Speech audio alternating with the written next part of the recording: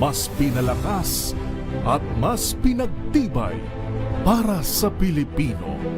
DZRH.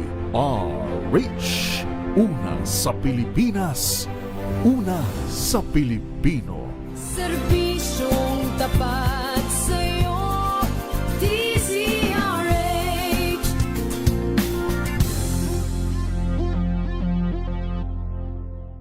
Maagang balitaan, maagang usapan sa mga issue at balita. Kasama si Kuya Angelo Palmones sa Magandang Umaga Pilipinas. Mula Lunes hanggang Biyernes.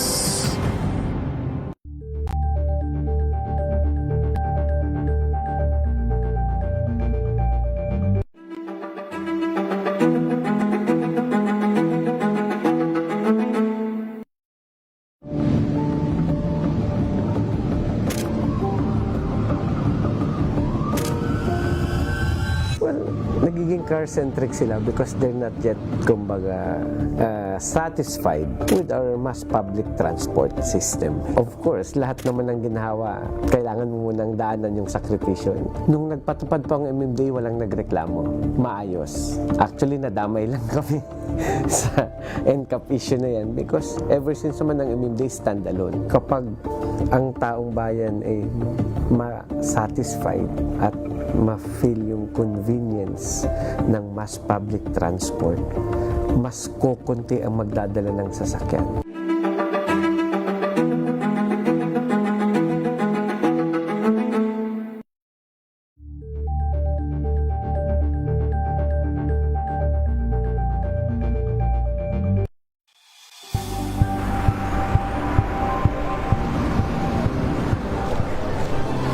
Ating mga eksperto dito lang sa Expert Opinion.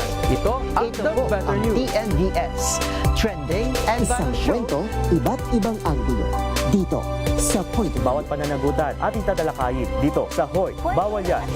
Filipino, dito lang sa DZRH. Match of entertainment and lifestyle. Ito ang NBC TV Network News.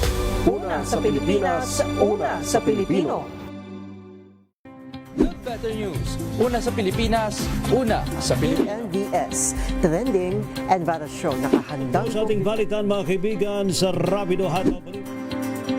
Public Service Hour. Siyempre pa, una sa Pilipinas. Una Ayan sa ang kabuhanan din pala tuntunan ng break time. Sabay niyo na po ang mga balita at talakayan sa Balansyado. Maraming sa... We've got you covered. From the hottest hits, exclusive interviews, kilig to the bones fan meet experience, and hataw performances of your favorite stars. Saturdays, 12 noon, dito lang sa DZRH TV.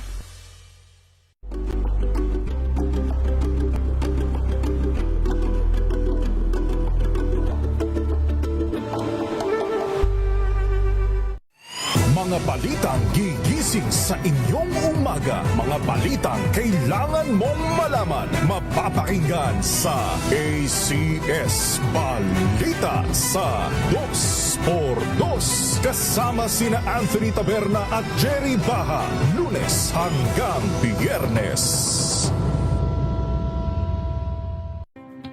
Samahan niyo po ako hanggang 7:30 ng gabi. DZRH Usapang Liga. Magandang gabi Pilipinas, Metro and Mega Manila, Nas Extension sa DZRH at RH2.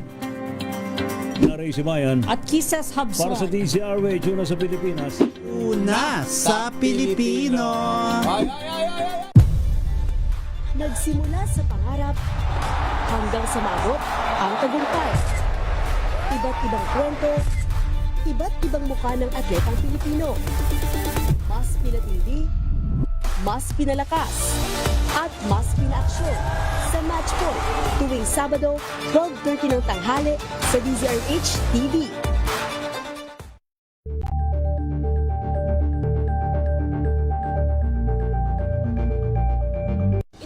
Ng naitalang 17 individual na ang kanilang naaresto.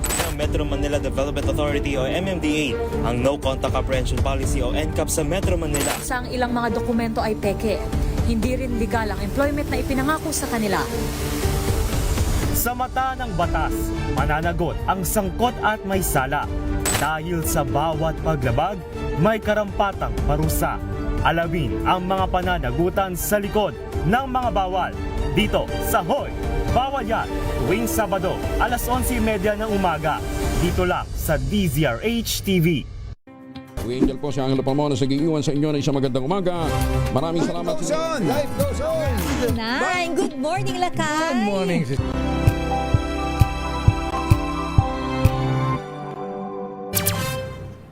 Ang oras natin ngayon, ganap ng 3 minuto makalipas ang alas 11. Iba na talaga ang panahon ngayon. Lalo na kapag kalusugan ang pinag-uusapan. Dapat talaga galing sa totoong eksperto. In short, totoong doktor. Makinig, manood at i-follow na ang DZRH, ang galing mo Dok. Kasama si Dr. Ruby Roses. Live sa DZRH Radio, DZRH TV at DZRH Online. Totoo namang maraming namamatay sa maling akala, kaya dapat sure ka sa alam mo sa DZRH, ang galing mo Dok.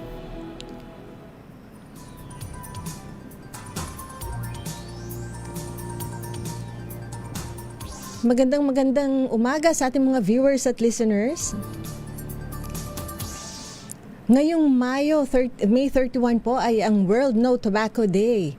Ito ho ay taunang kampanya ng World Health Organization upang pag-usapan itong tobacco.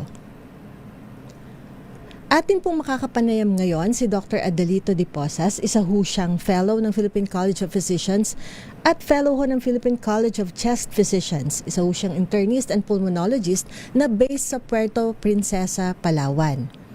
Siya ho ay ating magiging resource person para pag-usapan ho kung bakit tinatalakay pa rin at talagang taunan hong sineselebrate itong World No Tobacco Day para ho maintindihan natin lahat ang kahalagan ho ng pagtigil at ano ho ang mga epekto nitong tobacco.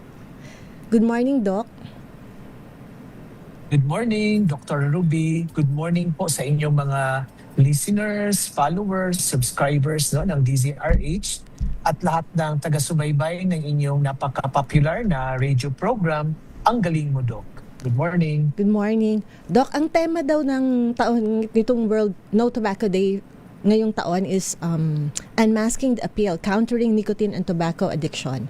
Now, bakit ho sa tingin ninyo there is a need for a yearly not actually celebration but to remind the public na kailangan ho talagang itigil itong tabako, paggamit ho ng tabako? Okay, para sa ating mga taga-subaybay, balikan lang po natin noong 1987 po na deklara ng mga member states or countries ng World Health Organization ang World No Tobacco Day. Ang primary objective po nito or pangunahing layunin ay para i-remind ang publiko sa mga dangers po na dulot ng paninigarilyo. So basically yun po, lalo na ngayon na tumataas po ang kaso or incidence ng mga non-communicable diseases katulad po halimbawa ng cancer, ng mga sakit sa baga, sakit sa puso, na ang pangunahing dahilan din po ay ang paninigarilyo. Ayan, so ito talagang sigarilyo marami hong talagang kaakibat of course na mga dangers, ika nga. Ano ho ba itong mga nangyayari talaga sa katawan natin tuwing tayo ay naninigarilyo? Okay, so marami pong masamang dulot ang sigarilyo sa ating katawan.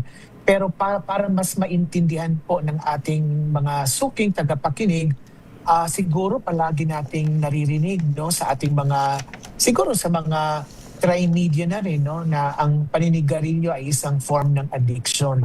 So para mas maintindihan natin kung bakit, so i-define po muna natin yung salitang addiction.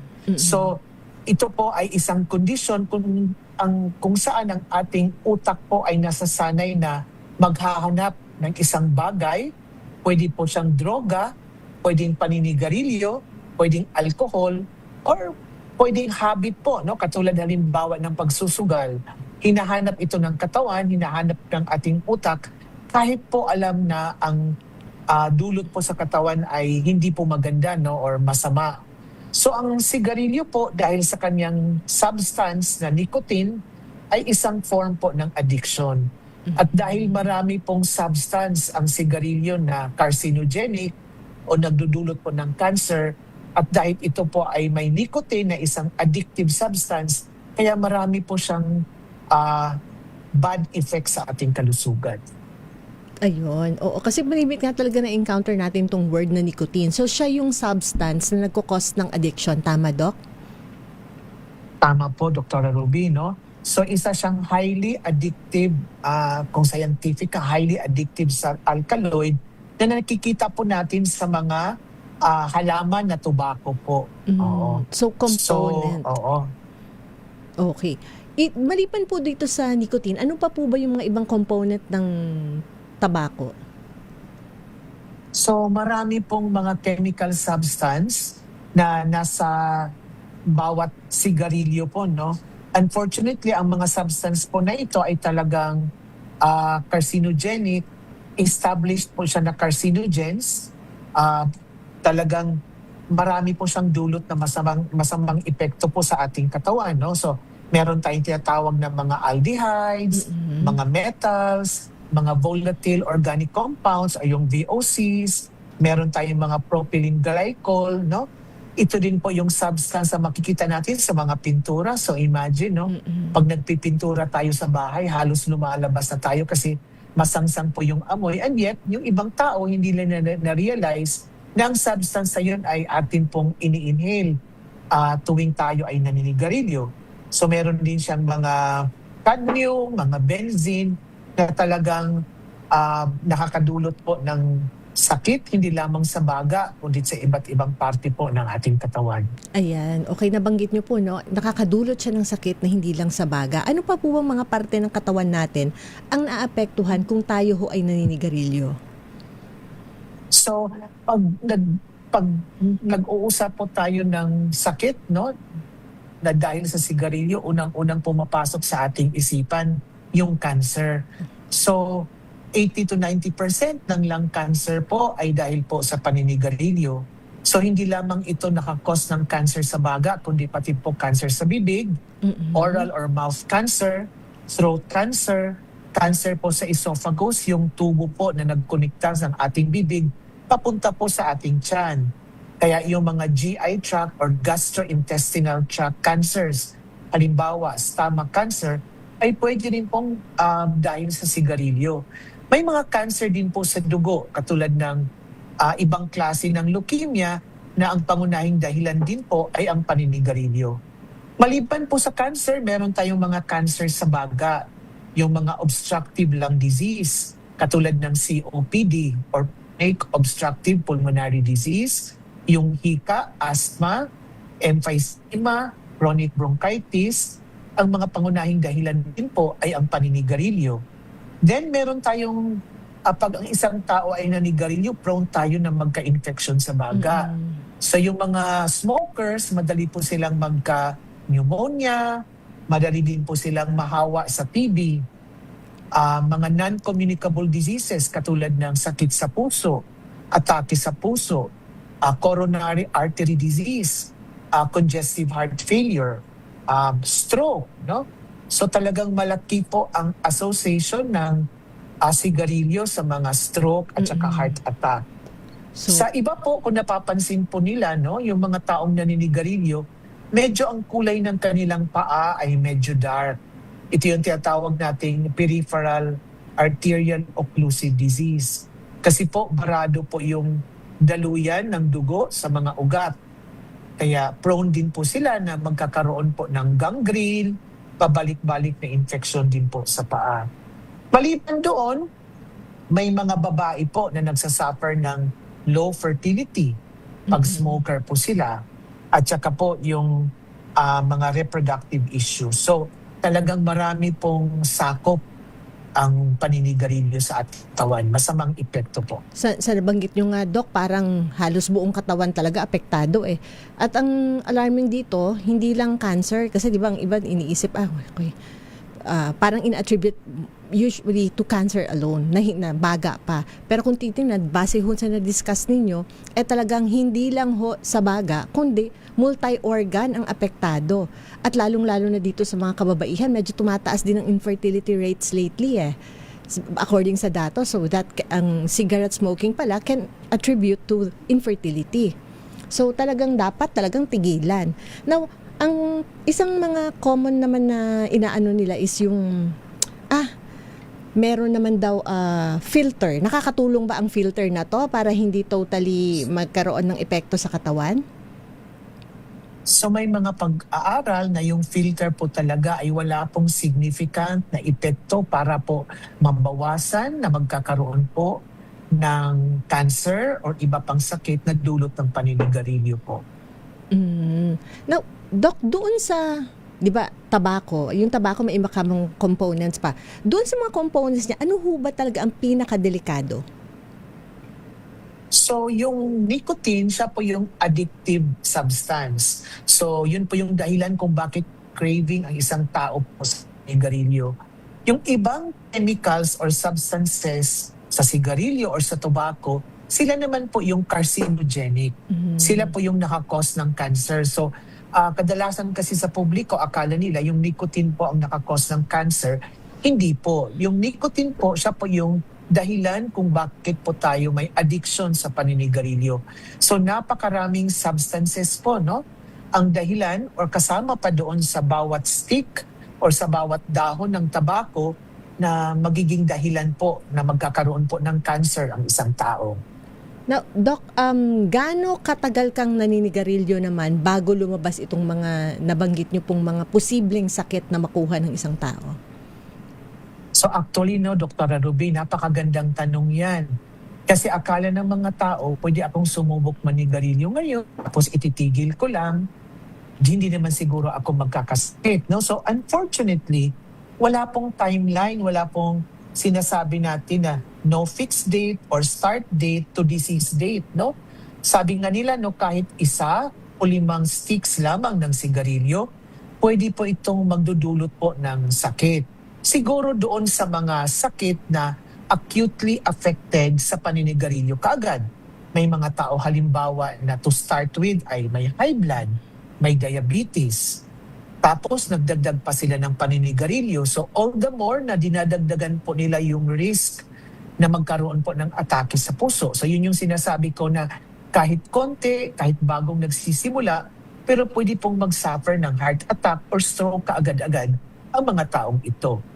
Yun namang iba, so dapat malaman nila, no, na the more cigarette sticks na ginagamit mo, no, hinihit-hit mo sa araw-araw, and the more years in duration, the higher the risk na magka-develop po ng halimbawa cancer kasi kailangan medyo matagal po ang exposure para magkakaroon po ng cancer. Kaya nga ang diktong talaga sa mga taong naninigarilyo, kailangan gustong maiwasan ang sakit, kailangan po talagang tumigil agad-agad.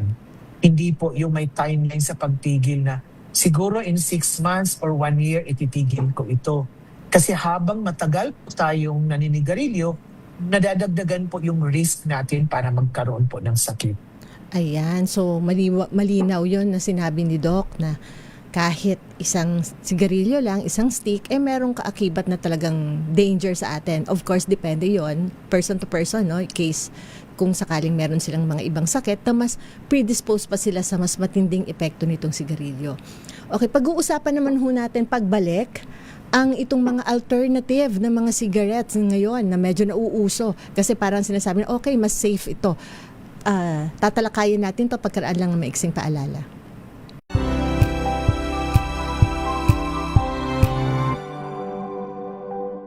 Wow, ang saya. Isang barangay na labada, puro mancha pa. Goodbye, pahinga. Mommy, isang laba lang yan sa Pride Bar Blue. May powerful stain-away enzymes na malupit sa dunit mansya. At di masakit sa kamay. Isang laba lang yan. Hello, pahinga. Hello, Pride Bar Blue. ACS.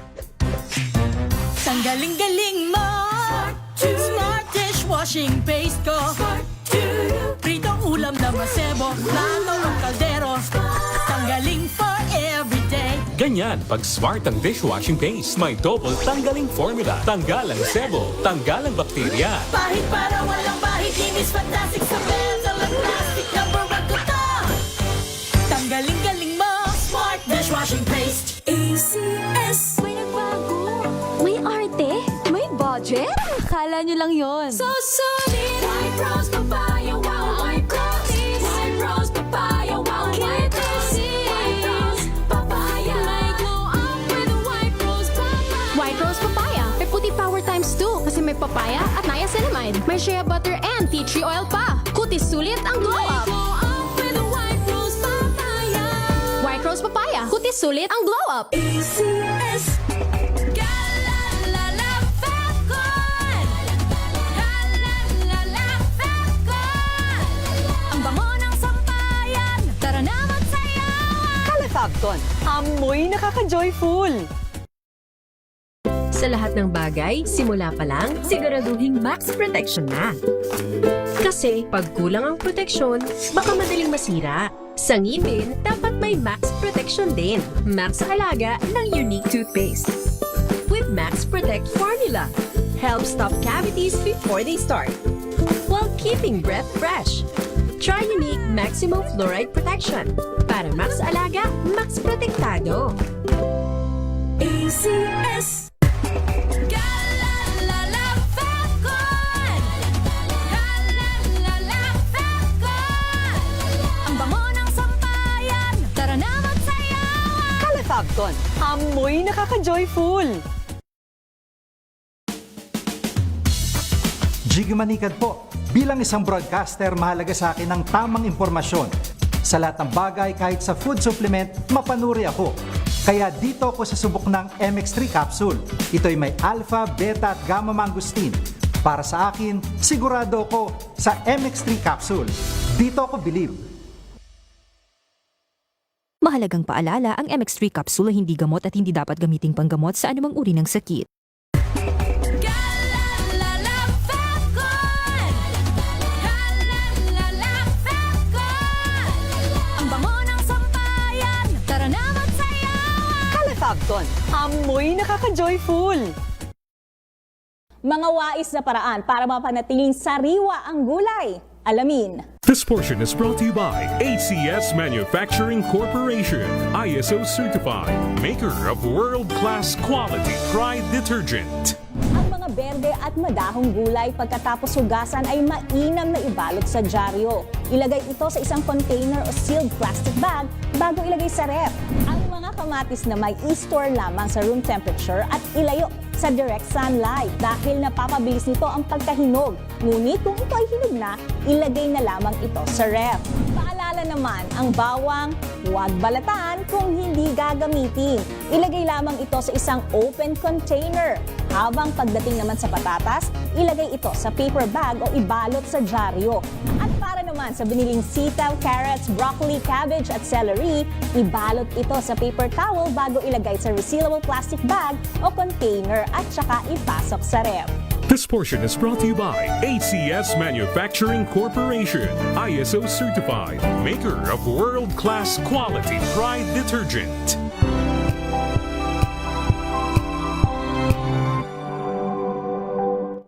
Maulan man, no worries na amoy kulog ang damit. Charm Fabcon, bangong pumakabloom, tanggal amoy kulog sa bango ng charm. Kaya gamit ko Charm Fabcon with Bloom Fresh technology. Kills 99.9% of kulog-causing bacteria. May aroma burst pa of thousands of flowers and berries. Ang sampay sa loob, no amoy kulob. Bangong kumakabloom sa Charm! Charm Fabcon. ACS. DZRH Radio, DZRH TV at DZRH Online. Ang galing mo, Dok!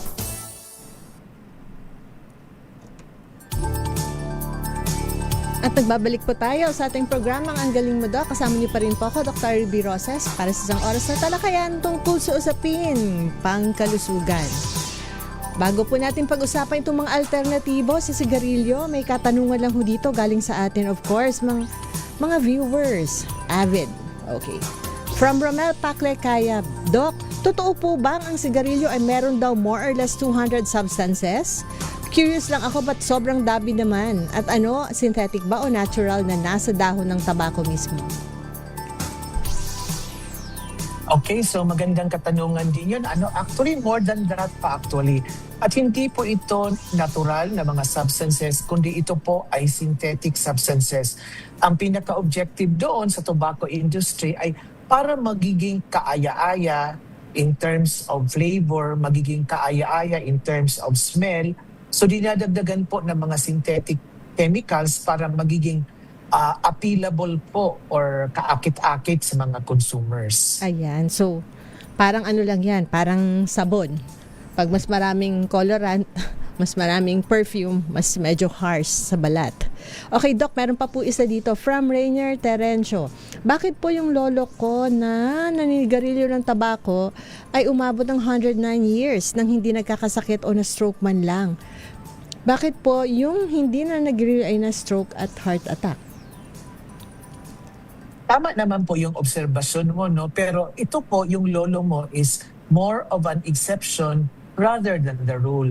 Tandaan po natin sa panibagong datos, no?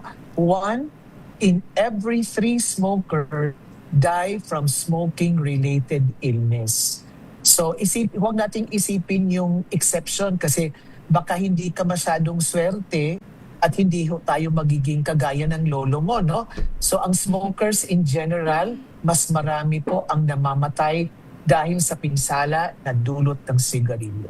Oo nga. Swerte lang ho yun, pero mas maigi na rin hindi na natin dagdagan pa yung hindi natin dagdagan yung chance or risk rather na masali tayo dun sa magkakaroon ng sakit na dulot ng sigarilyo.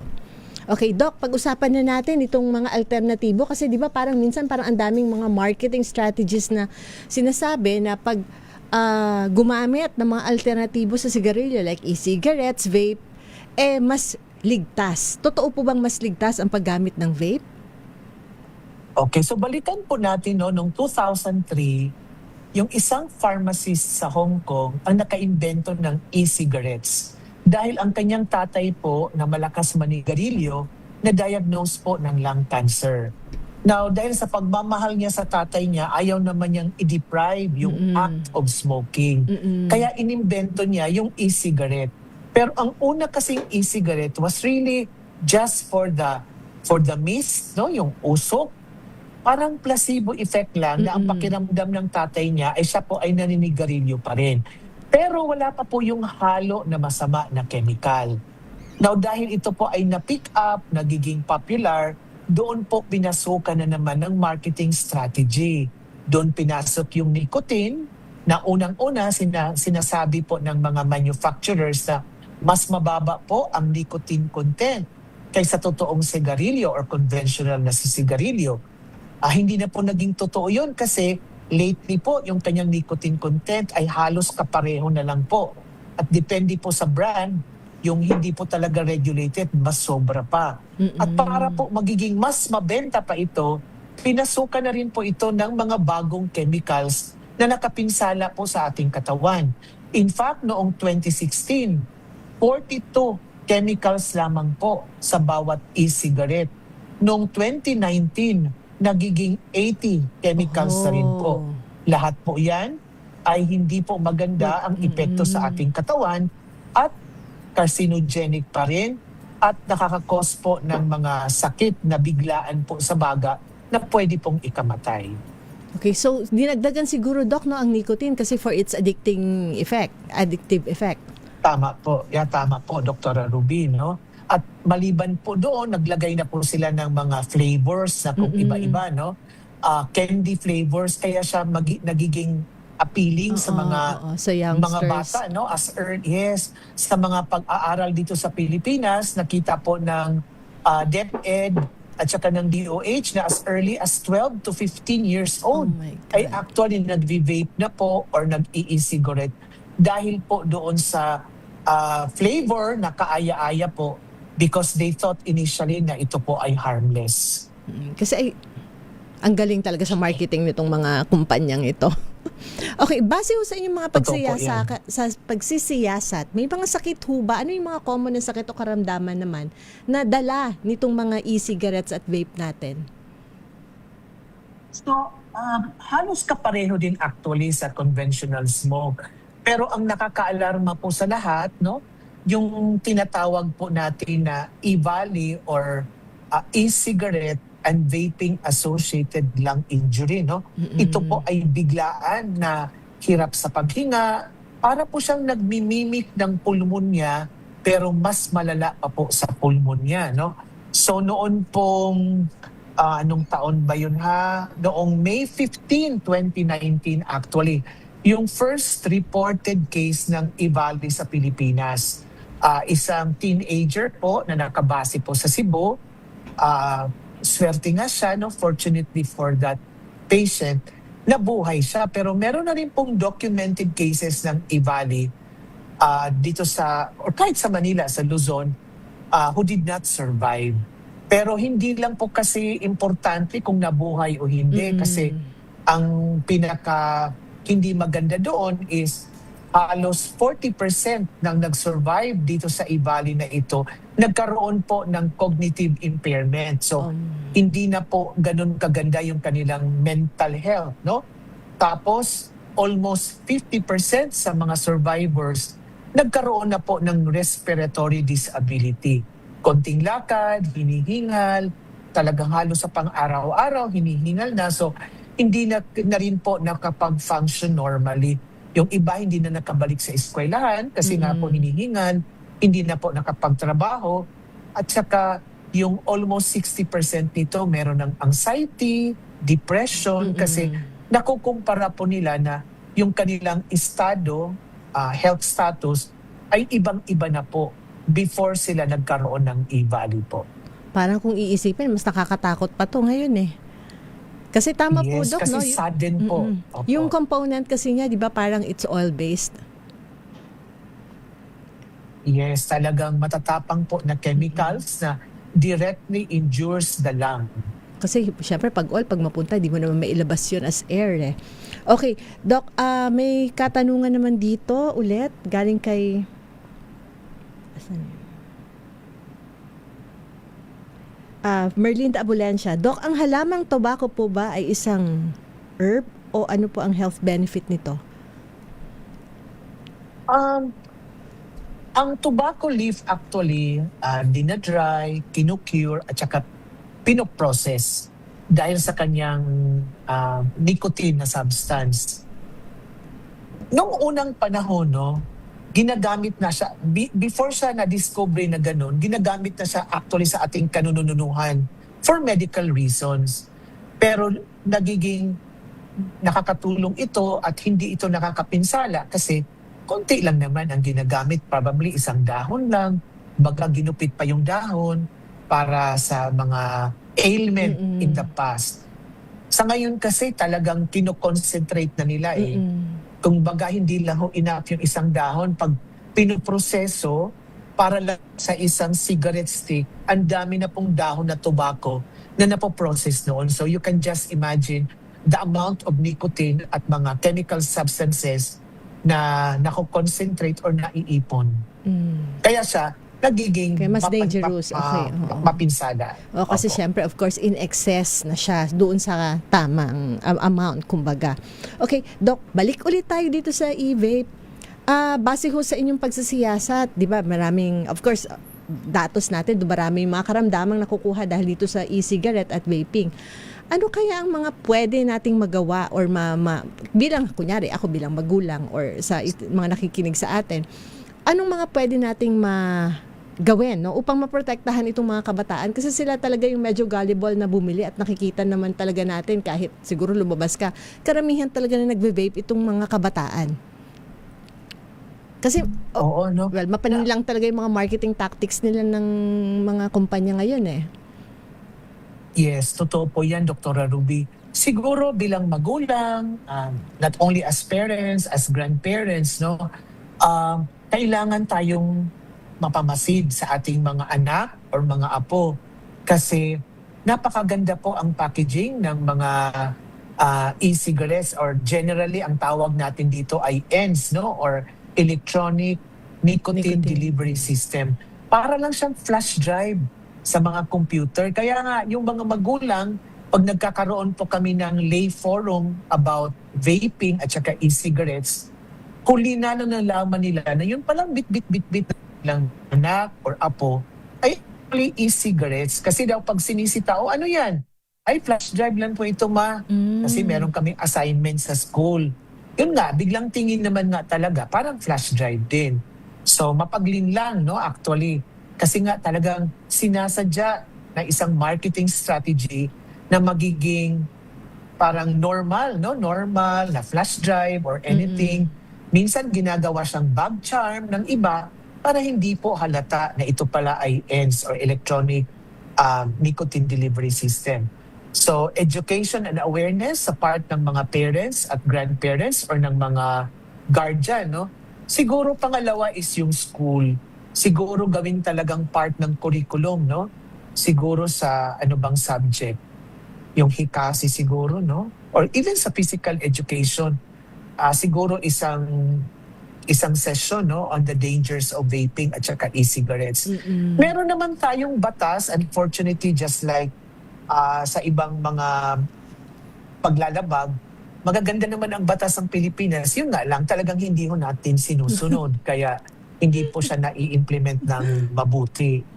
So, talagang dapat puspusan ang kampanya ng Department of Health at saka ng Department of Education kasi ang market ngayon na pinupunta rin ng mga e-cigarette manufacturing companies ay ang kabataan po talaga. Kaya talaga, no, I guess siguro itong programa kailangan tulungan na rin natin bilang siguro mga magulang o itong mga nakakatanda na matigil, no, within our household mismo na sana hindi gumamit ditong mga e-cigarettes, itong mga ENDS, no, itong ating mga kabataan. Okay, magbabalik po tayo pagkaraan lang ulit ng maiksing paalala.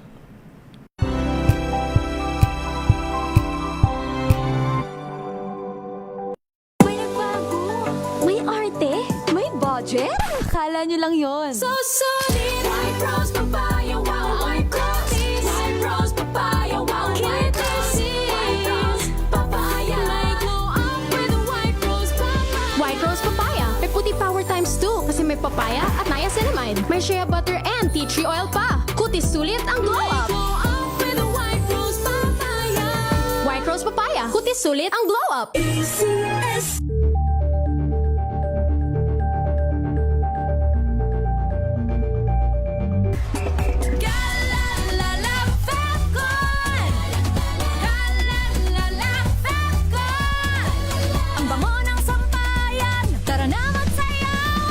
Fabcon, amoy nakaka-joyful.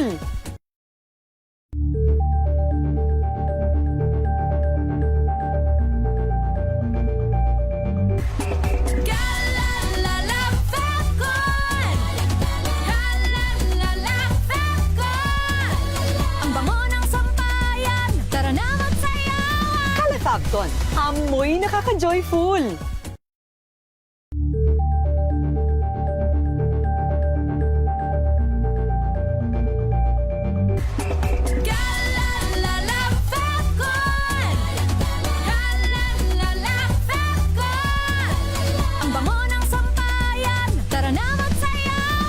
Fabcon, amoy nakaka-joyful.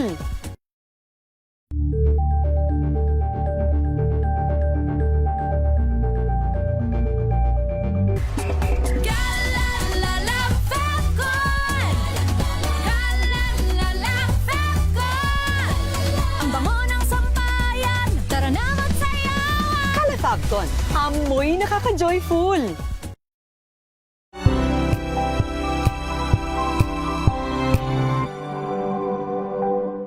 Wow, ang saya.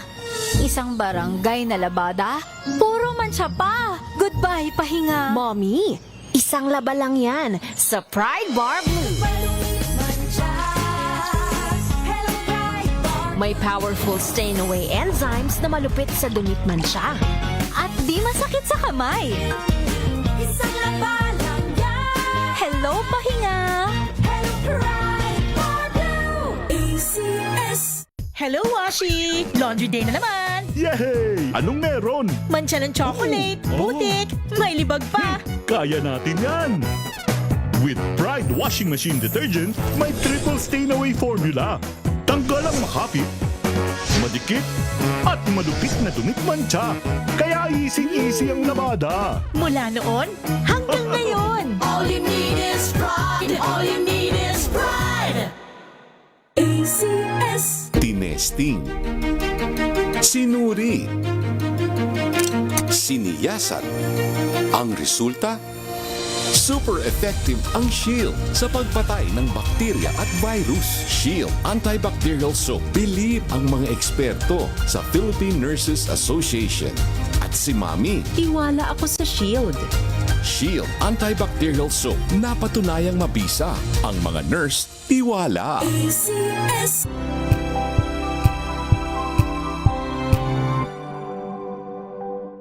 Alamin ang mga maiinit na isyung pambayan, mga balitang H Radio, DZRH TV at DZRH Online. Ang galing mo, Dok!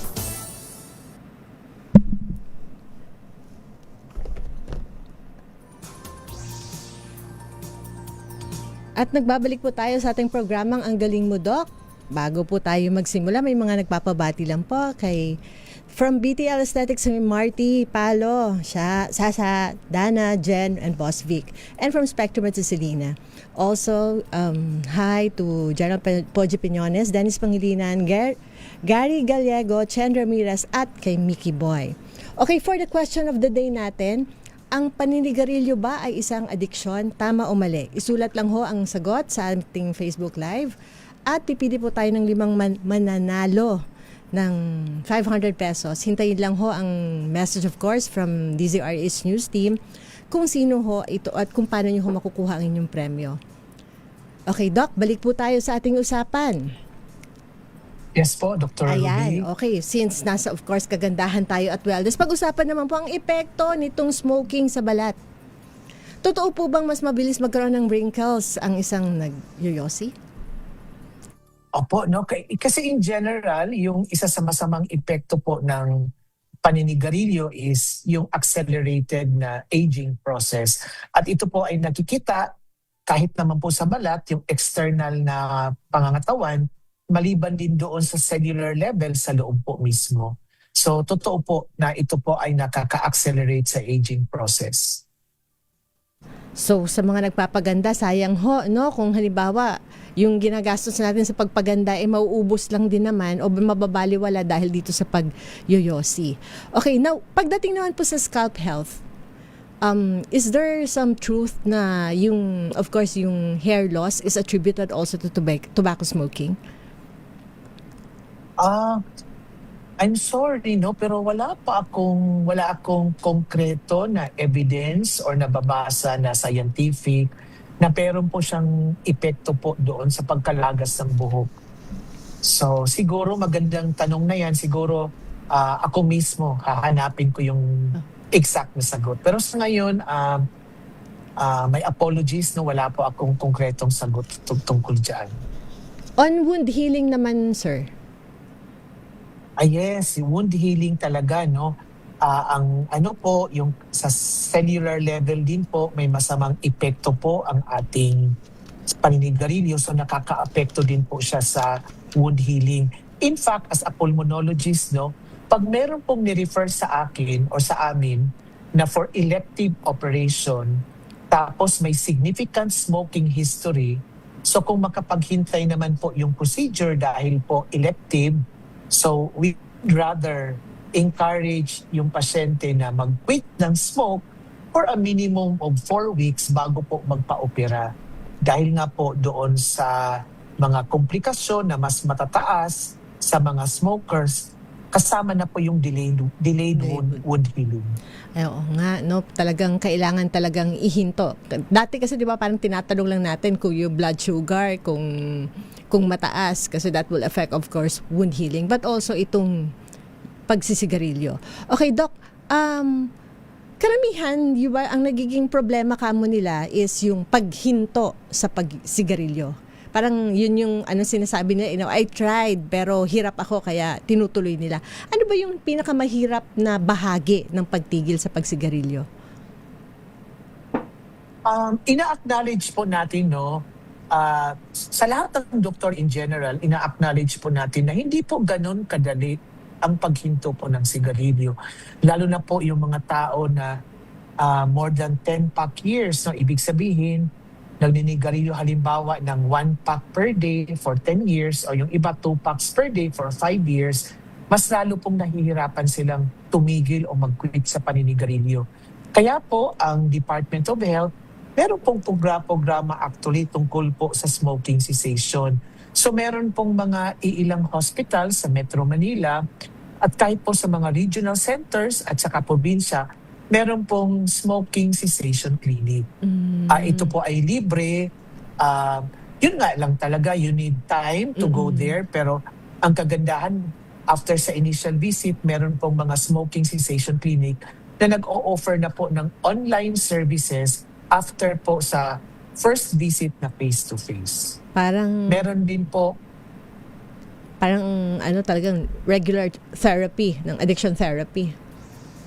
Yes, kasi meron na pong marami na pong mga pamamaraan para matulungan ng isang chronic smoker na ihinto po ang paninigarilyo. So meron na tayong tinatawag na nicotine replacement therapy or NRT. Meron na talagang tableta para sa nicotine addiction. Of course, kailangan ng close monitoring kasi meron din po siyang mga hindi kaaya-ayang epekto po.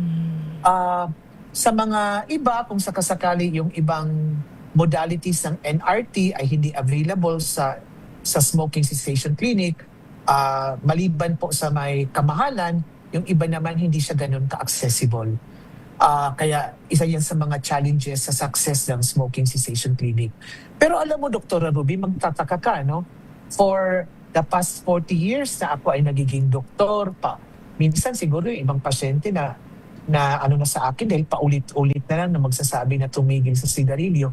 Pero minsan or kadalasan, pag sila ay nagkakaroon na ng cancer, pag sila po ay nagkakaroon na ng COPD, ay intentionally skip na yung stop smoking kasi lalo na kung medyo stage 4 CA, parang minsan iniisip ko, sige, hindi ka na rin nang tumigil sa paninigarilyo, i-enjoy mo yan. Pero yung asawa mismo magsasabi sa akin on subsequent files, alam mo ba, Dok, tumigil siya sa paninigarilyo, Dok, kahit hindi mo na sinabihan. So doon ka, bakit natin hintayin na may mangyari bago tayo tumigil? So, posible pala na tumigil. Naghintay lang talaga tayo na magkaroon po ng masamang epekto bago tayo tumigil. Kasi merong myth, maling paniniwala na, Dok, mas masama daw kasi, Dok, pag biglang tumigil. Yeah. Kasi palagi kong sinasabi na, tumigil na at kung gusto mong tumigil, ngayon na. Wag na po 1 month, 6 months, 1 year. Kasi diba, so, kaya namang tumigil pala pag may sakit na. So, bakit hindi ginawa noon pa? Ginagawa niya parang cold turkey versus yung gradual na reduction. Di ba parang sa kanila is like they prefer yung gradual kesa dun sa biglaan. Okay, Doc, ano sa tingin nyo naman ang pinakamabisang paraan para tumigil? Maliban dun sa nagkasakit. Oo. So talagang ini-encourage ko talaga sila na pumunta sa mga smoking cessation clinic kasi it's a process of quitting smoking. Napakahirap kasi pag sa doctor's clinic kasi limitado lang din po ang time na iaalat ng mga doktor sa bawat pasyente. At ang smoking addiction is isang importante at malaking problema. So mas maganda talaga na pumunta sila sa mga smoking cessation clinic kasi yung mga personnel doon ay trained kung paano i-encourage yung mga pasyente na mag-quit or tumigil sa paninigarilyo. Regarding withdrawal symptoms naman, nagkakaroon ba lahat ng tao na tumigil sa pagsisigarilyo nitong withdrawal symptoms? Oo, totoo yan, Dr. Ruby, kasi ang addiction nga in general, hindi lamang sa paninigarilyo, isang dahilan kung bakit padagdag yung kanilang dose. Kung ito ay drugs or kung itong paninigarilyo, kung noon 5 sticks lang, nagiging 10, nagiging 1 pack kasi part ng addiction cycle, yun pong nagkakaroon ka na ng pag-a-adapt or nagiging na-tolerate mo na yung dati mong amount ng pagsisigarilyo na gusto mo pang dagdagan to achieve the same effect. So, kaya siya nagiging mahirap itigil sa iba dahil sa phenomenon na yan. Pero yun nga, talagang may mga paraan naman para matigil po talaga ito. Ayan, so basta ang importante matigil at alam naman natin na hindi talaga maganda ito sa ating katawan. Okay, magbabalik po ulit tayo pagkaraan lang ng maiksing paalala.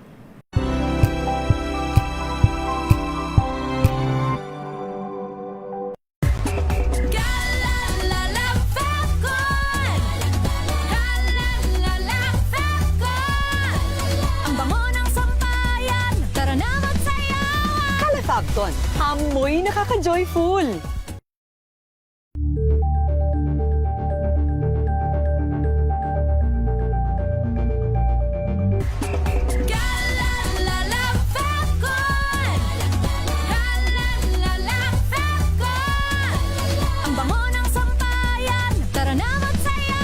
Calefacton, amoy nakaka-joyful.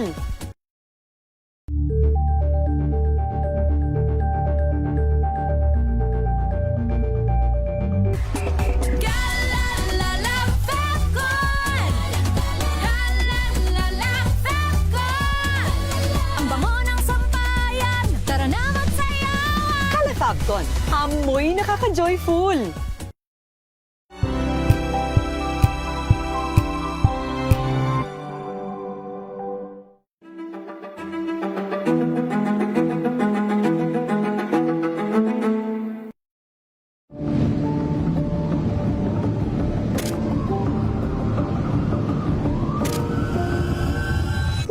Nagiging car-centric sila because they're not yet, kumbaga, satisfied with our mass public transport system. Of course, lahat naman ng ginawa, kailangan mo munang daanan yung sakripisyo.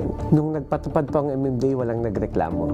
Maayos. Actually, nadamay lang kami sa NCAP issue na yan because ever since naman ang MMDA standalone, kapag ang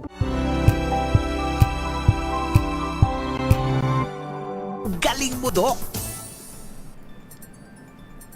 At nagbabalik po tayo sa ating programa Ang Galing Mo, Doc. Kasama niyo pa rin po ako, Dr. Ruby Roses, at ang ating pong, of course, resource person na si Dr. Adelito Posas. Okay. Doc, tuloy po natin ang ating talakayan. Although, meron po tayong mga 10 minuto pa para ratratin to. Okay. Dr. Ruby, kung iyong ipahintulot, balikan natin yung tanong mo tungkol doon sa buhok, no? Yung scalp hair, yan. no? Okay Epekto po. Sige ng po. smoking. Oo. So, sa tulong ng asawa ko na isang internist pulmonologist din, meron pala talagang direct link po ito kasi hindi man siya katulad sa genetic na baldness, no? Pero dahil po ang smoking, yung smoking itself increases androgen. At pag mataas ang androgen, ito po ay nakakakos ng tinatawag na male pattern baldness. Pangalawa, ang smoke daw breaks down collagen and elastin. Diba? Talaga ngayon naman yung mga tao talagang kulang na lang ginagawang vitamins na yung collagen para manatiling makinis, supple yung skin. So pag naninigarilyo ka, nababas po yung elastin collagen. Yun yung dahilan kung bakit nagre-ring. At dahil doon sa scalp natin, nagiging weak yung follicles dahil nawala ng kinakapitan na collagen at saka elastin. Kaya nagiging bald din. At saka yung chronic inflammation daw brought about by or triggered by yung constant na smoking, nakaka-weak din pala doon sa pag-normal na pagtubo ng buhok. So yun po yung kasagutan. There is a direct link between baldness at saka yung smoking. Maraming salamat, Dr. Ruby. Ayan, okay. So magandang na-explain ni Doc, no, na ito nakakaapekto sa pagtubo, sa pagtagal ng buhay ng isang hair follicle at sa bilis kung paano siya mag-form. Okay. Now, Doc, para naman po dun sa mga, di ba may mga nagtatanong regarding naman sa second-hand smoking. Okay. Delikado rin po ba itong second-hand smoke? Kasi yung iba sinasabi, hindi naman ako nagyoyosi, pero within the household, meron nagyoyosi. Gaano po kadelikado ito para sa isang tao? Marami tayong, kung specific tayo doon sa baga, no? Merong specific na cancer sa baga na very common sa mga babae at very common sa mga non-smokers. Ito yung tinatawag na adenocarcinoma. In the past kasi, sinasabi natin na mas maraming lalaki na naninigarilyo kaysa babae.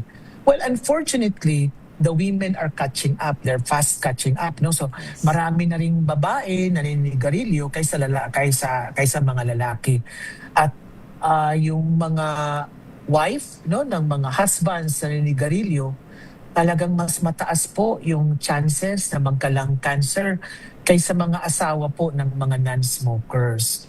So, isa yan sa dapat nating bantayan, no? Hindi lamang sa cancer sa baga na pag-uusapan, kundi pati din po sa puso. Kasi yung second-hand smoke can increase the risk of heart attack by 20 to 30% among non-smokers. Dahil lang po sa exclusive na inhale, no, sa second hand smoke, no.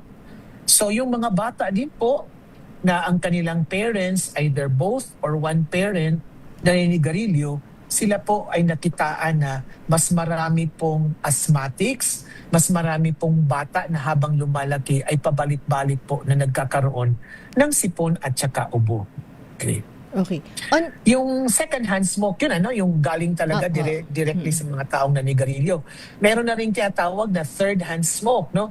Yung mga nalalanghap mong galing sa mga kumakapit sa mga gamit sa bahay, kurtina, furniture. So, isa din yan sa mga damit. Isa din yan sa dapat nating i-emphasize doon sa mga non-smokers kasi palaging sinasabi na, ay hindi naman po ako, Dok, naninigarilyo sa harap ng misis ko or mga anak ko. In fact, hinihintay ko po silang pumasok sa kwarto bago po ako naninigarilyo sa sala because thinking na wala pong harm. So yun na po yung tinatawag nating third-hand smoke. Na ito po ay as dangerous actually sa spouse na non-smoker at saka sa mga bata din po. Okay, for those naman na occasional smoker lang daw sa parties, example, may risk pa rin ba for them? Yes, may risk pa rin, no? Kasi unfortunately, when it comes to smoking, there is no safe level. Sabi ko kanina nga, no? Nung una nating discussion is, isa man yan o 5, ang kanyang masamang epekto sa kalusugan, sa ating kalusugan ay pare-pareho lang po. Okay. Now, for those naman na gustong tumigil, sinasabi nila, ay, I've been smoking for 10 years now or 25 years na. May buti pa din ba yung idudulot ito kung sakaling tumigil sila? Okay, no? So mga textbook, sinasabi na kung ang isang tao ay tumigil ng at least 15 years sa paninigarilyo, yung kanyang risk from developing lung diseases is hindi man ganun kapareho sa isang non-smoker pero mas lower na po kaysa nagpapatuloy sa paninigarilyo. So ibig sabihin, meron talagang benepisyo sa mga taong tumigil sa sigarilyo pero gawin nyo na po ngayon. Huwag na po bukas or sa mga susunod na buwan. Ika nga, it's never too late or never too early naman to quit smoking. You just have to quit now. Yes. Okay. Yes, tama po, Dr. Ruby. Doc, kung may isang bagay po kayo na gusto nyong maalala ng ating mga, of course, listeners and viewers, ngayong World No Tobacco Day, ano ho iyon? Dalawang bagay, no? Unang-una siguro ay, yes, unang paalala siguro, no, is make every day the World No Tobacco Day. Hindi lang nga yung May 31. Okay? So, dapat araw-araw gawin nating World No Tobacco Day. Pangalawa is, don't let tobacco take your breath away. Yan, napakahalaga yan, ano? Yes, oo, huwag tayong magpakaalila sa ating addiction sa sigarilyo. Dapat mas mataas pa tayo doon. Sa hirap ng buhay ngayon, believe me, yung pinagtatrabahoan mo ng 20 to 30 years, pag ikaw ay nagkasakit, smoking-related diseases, maging cancer man ito, COPD, heart disease, sasabihin ko sa'yo, kulang pa yung naiipon mo at pwede yang mawala sa'yo sa loob ng 1-2 buwan lamang na gamutan. Ayun na. Kaya talagang quit now and the best time is really now. Talagang medyo mahirap pa naman ngayon magkasakit. Talagang tama si Doc. May pagkamahal talaga ng mga bilihin at lalong mas mahal magkasakit. Now, ano ho kayang unang hakbang naman na pwedeng gawin ng isang smoker ho pag uwi mamaya? Okay, so ang una talaga, no, dapat na-realize mo at naintindihan mo ang masamang dulot ng sigarilyo, hindi lamang sa sarili mo na naninigarilyo, kundi pati sa mga mahal mo sa buhay na nakapaligid sa iyo kasi nalalanghapin po nila yung sigarilyo. Pangalawa is yung intention at saka yung willingness to quit.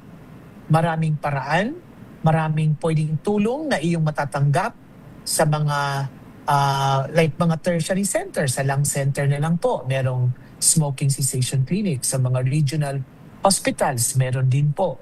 Sa mga public hospitals, meron din po talagang smoking cessation clinic. So, take advantage of that, no? Mahirap lang sa simula. Siguro, lakasan ang loob, habaan ang pasensya kasi in the end, ikaw lang din po ang magbe-benefit nito pag magiging successful po at maitigil mo yung paninigarilyo. Ayan, so nabanggit naman ni Doc na may mga available naman tayong mga smoking cessation resources. So ang kailangan lang ho, puntahan, kumontak ho tayo para ho tayo matulungan dito sa ating goal, of course, na tumigil sa paninigarilyo. Para naman po sa may mga katanungan sa inyo, Doc, o gusto magpakonsulta, saan ho nila kayo maaring puntahan o makontak?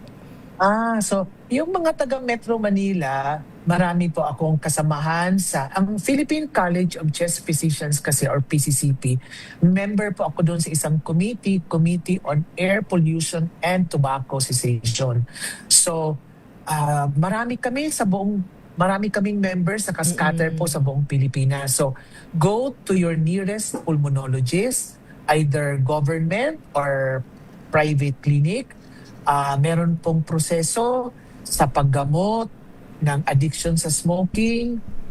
Matutulungan po ninyo kayo ng mga members ng Philippine College of Chest Physicians. Ayan, okay. So, alam kung saan hahanapin si Doc. At yung mga iba pa niyang kasamahan na pwede nyo naman hong makontak kasi sabi nga ni Doc, marami ho sila na mga pulmonologist or eksperto dito sa ating baga. Maraming salamat, Doc. Alam ko it's a Sunday and palagi niyo ho kami pinaunlakan pag may katanungan ho kami tungkol of course sa kung saan kayo eksperto, which is of course yung pulmonology. So thank you so much, Doc, and mabuhay po kayo. Most welcome at maraming salamat sa inyong pag-imbita. Marami ding salamat kasi at least nabigyan din ako ng chance na ibahagi sa inyong mga suking tagapakinig ang kahalagan sa pagtigil ng paninigarilyo. Thank you very much. Thank you, Doc. At of course, sa pagtatapos sa ating programa ngayong World No Tobacco Day, nais namin ipailala na ang bawat sigarilyong sinisindihan hindi sinisindihan ay hakbang tungo sa mas mahabang buhay. Okay, for the kanina po, para sa ating question of the day winners, ang nanalo ay si Christian, Eddie Boy Ombal, Rowena Acha, Abigail Lavizares, Ramil Aguirre. Again, meron ho tayong 5 nanalo, si Christian, Eddie Boy Ombal, Rowena Acha, Abigail Lavizares at Ramil Aguirre. Paki-open lang din ho ng profile Miss Mina Mangahas para ho makapag-message kami sa inyo. Siya ho yung winner last time. Okay, again, hintayin lang ho ang message galing ho sa aming team para malaman kung paano ho makukuha ang inyong premyo. Okay, para ho sa ating mga listeners at viewers, maraming salamat ho sa patuloy na pagsubaybay at naway patuloy niyo ho kaming tangkilikin hanggang sa sa susunod ho rather na episode ng Ang Galing Mo, Doc. Ito po si Dr. Ruby Rosas, nagpapaalam.